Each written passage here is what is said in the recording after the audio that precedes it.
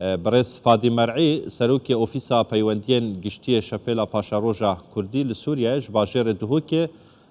bi Skypeyê digel me ye. Birêz Fadî dem baş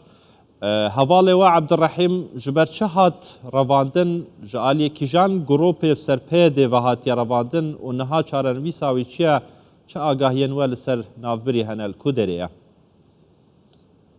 Belê êvar baş silav rêz ji hemû karmendê Kurdistan 24 herwiha ji bîner û temaşevanê hêjara bi rastî demjimêr saet 4 piştî esirê gropeke çekidar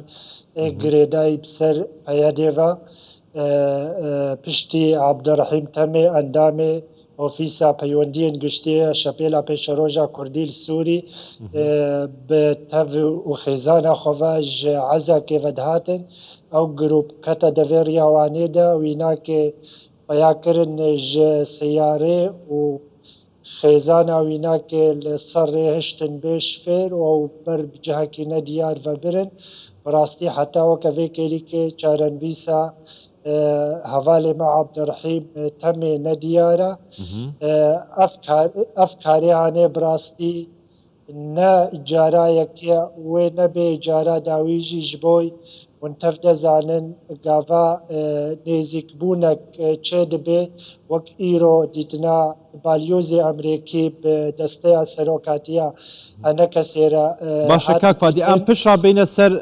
civîna enekesê şanda enekesê digel balyozê Emerîka lê dema ew girtî te got xêzana wî jî bi pê rabû çi jê ra gotiye yanî ser çi hatiye girtin bihana wan çi bûye yanî çima ew girtiye tiştekî bûye yan yani gunhê ve hemû girtiye îro di zindana da bi rastî ti sedem nînin sedem ewin got ev insan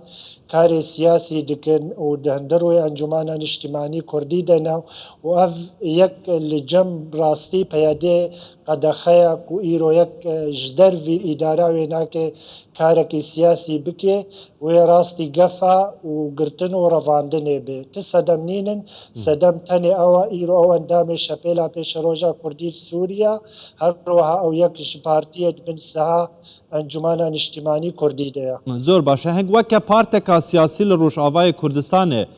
di rêya peywendiyên xwe yên siyasî we nekariye yanî digel rêveberên xweser rêveberiya xweser yan jî yên pêdê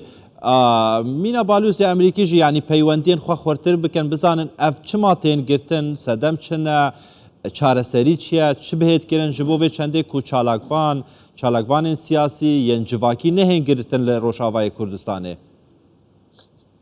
Belê ji xwe wek Şepêla Pêşeroja Kurdî Sûrî em ti cara me peywendî li ger dezgehê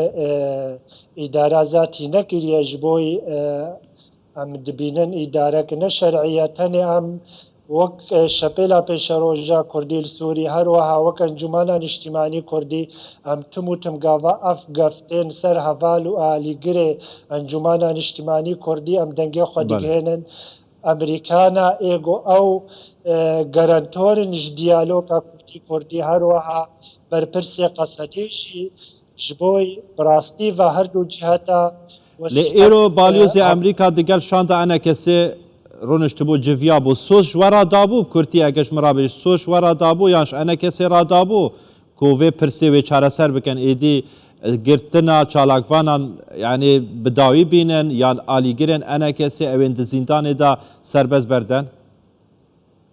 Belê ji xwe tim û tim gava em dengê xwe digihênin Emerîka ew ji aliyê xwe ve sozê didin got bîn pêkirin werin rawestandin û bisekinin lê em dimeyzênin ji alîkî dî ve wê berdewam bin. Dixuye û ev kesê vakara dikin heta berpirsê Qesedê jî nikarin û sînorekî ji wanê re deynin. Zor baş e. Ev karê û ev kesê hane dikin bi rastî nehesê doza miletê Kurd û miletê Kurdin û naxwazin ev diyaloga Kurdî bi ser bikeve û bigihe peymanek giştî xizmeta xelkê mel Kurdistana Sûrî bike. Zor baş. Belê Birêz Fadî Mer'î serokê Ofîsa Peywendiyên Giştî ya Şepêla Paşeroja Kurdî li Sûriye ku tu li Duhokê digel me bû gelekê spas bi rêya Skypeyê.